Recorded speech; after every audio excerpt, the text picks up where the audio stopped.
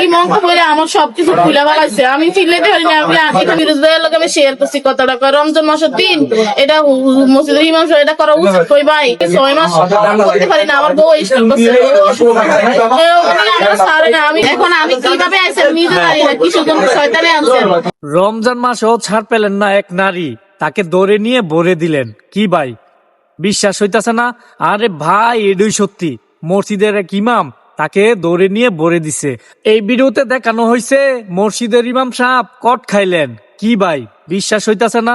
আরে ভাই এটাই সত্যি, ধৈর্য সহকারে আপনি ভিডিওটা দেখেন। আমার মনে হয় কি গাইজ জানেন, বিধর্মী কিছু লোক আছে, তারা ইসলামের নামটা খারাপ করার জন্য এই ঘটনাটা ঘটাইছে।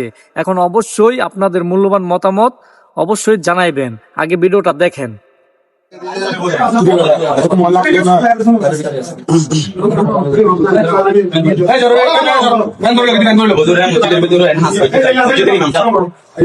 মসজিদের ইমাম সাহেব হাসপাতালে দাঁড়া এই নাই বের লগে এগুলো শেয়ার করুন, বেশি বেশি শেয়ার করুন। জিনিস দিয়া তো নতুন ল্যাংড়া রাস্তায় নামে মাগির কথা ল্যাংড়া করা ল্যাংড়া আমি হাসি অনেক দিন দুনের ভিতরে ইবাম মাগির কথা তুই লুচ্ছামি সুদা তুই তো আমরা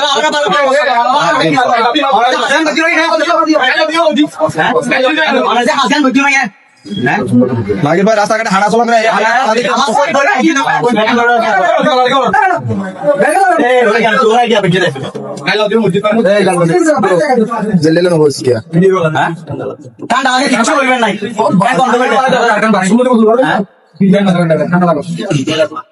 মসজিদের ভিতরে কেন হাত ধরে না? মসজিদের ভিতরে হাত ধরে না। আমি এখানে খাই,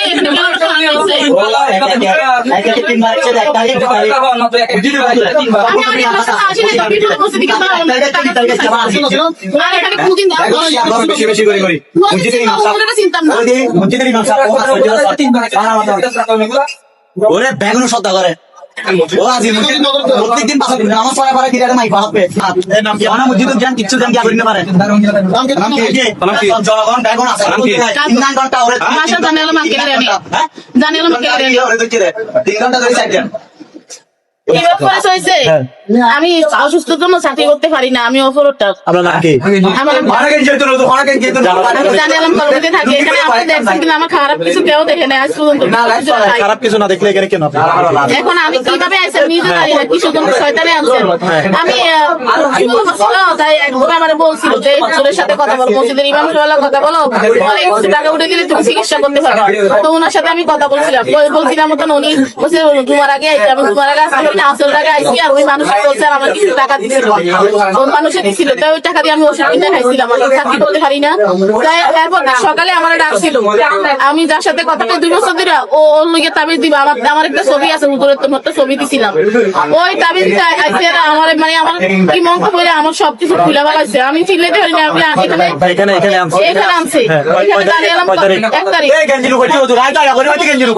তারিখ জানালাম আঙ্কেলের বাসায় এনে, তো জানালাম আঙ্কেলের বাসায় এনে, হয়তো আমি ছিলেন আমার ছিলেন ওনাকে বলছি আমি চলে যাই, আমি এগুলো করার জন্য আসি। উনি বলছে আমি 6 মাস করতে পারি না, আমার বউ স্টার্ট করছে।